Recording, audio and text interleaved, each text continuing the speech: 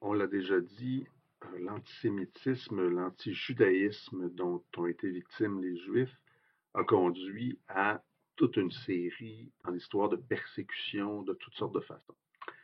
Dans la plupart des grandes sociétés occidentales, aujourd'hui, on a les communautés juives, mais aussi l'ensemble de la société a euh, imposé une espèce de devoir de mémoire. Donc, c'est pour ça que l'Holocauste est aussi connu. Alors, il y a au moins 3 ou 4 grands musées qui rappellent les horreurs de la guerre. Alors, je vous présente un certain nombre d'images tirées du musée de l'Holocauste qu'on trouve à New York. Il y en a un très grand aussi à Paris et encore plus grand à Jérusalem, en Israël. Alors ici, première image de cette exposition quand on arrive de l'extérieur, Mémoire vivante de l'Holocauste, qui est située près de Hudson, la rivière Hudson à New York, et pour frapper l'imaginaire, un wagon qui évidemment représente le moyen de transport entre les grandes capitales européennes et la Pologne où étaient installés les camps de la mort. Alors ça, tout de suite, ça saisit de voir en pleine rue ce wagon et derrière les images de ces personnes mortes, gazées dans les camps de la mort. Alors ici, on a une représentation. Bon, la carte est un petit peu trop petite pour voir, mais sous les pays, on a finalement le dénombrement des communautés juives. Et si on pouvait, on verrait que surtout à l'est de l'Europe, donc Pologne, Hongrie et les anciennes républiques soviétiques, où il y avait d'importantes communautés juives, mais finalement partout en Europe, on l'a vu avec la dispersion des communautés des Juifs, il y en a partout en Europe.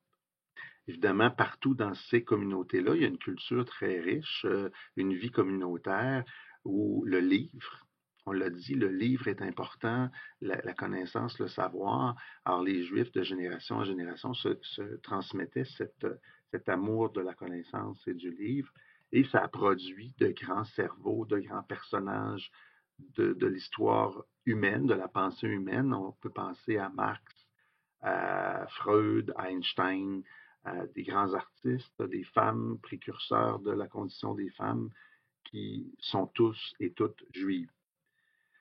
Mais les Allemands ont, à travers un long processus, réussi à faire porter sur les épaules des Juifs toutes sortes de choses. Et on s'est mis et même par des campagnes, alors vous avez ici une illustration, une espèce de poster qui vient parler de cette peste juive, de ces êtres porteurs du mal, qu'on a définis comme des espèces de machiavéliques personnages qui, en quête de pouvoir, il y a une espèce de conception qu'on a créée du juif qui est maléfique et qu'il faut abattre. Et c'est de là que l'extermination part. Ici, l'expression les Juifs sont, en anglais, on dit scapegoat ou bouc émissaire, sont porteurs de tous les problèmes que les Allemands ont vécus depuis la Première Guerre. On les a même accusés de ne pas s'être impliqués dans la guerre pour défendre le pays qu'est l'Allemagne.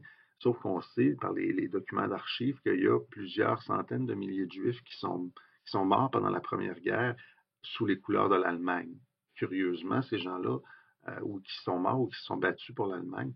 Mais ces gens-là, on n'a pas retenu ça dans l'histoire et on les a accusés d'être responsables de tous les malheurs de l'Allemagne. Alors ici, on termine avec une image du camp d'Auschwitz. Tu sais, des fois, on voit des représentations, puis on imagine quelques baraquements avec quelques chambres à gaz, mais non, c'était immense. On pouvait tenir dans ces camps-là au moins 1 million de personnes à la fois. Donc, une quantité très impressionnante de baraquements, des réservoirs à gaz et ces fameuses chambres dans lesquelles les gens étaient assassinés. Alors, c'est une entreprise systématique très importante que cette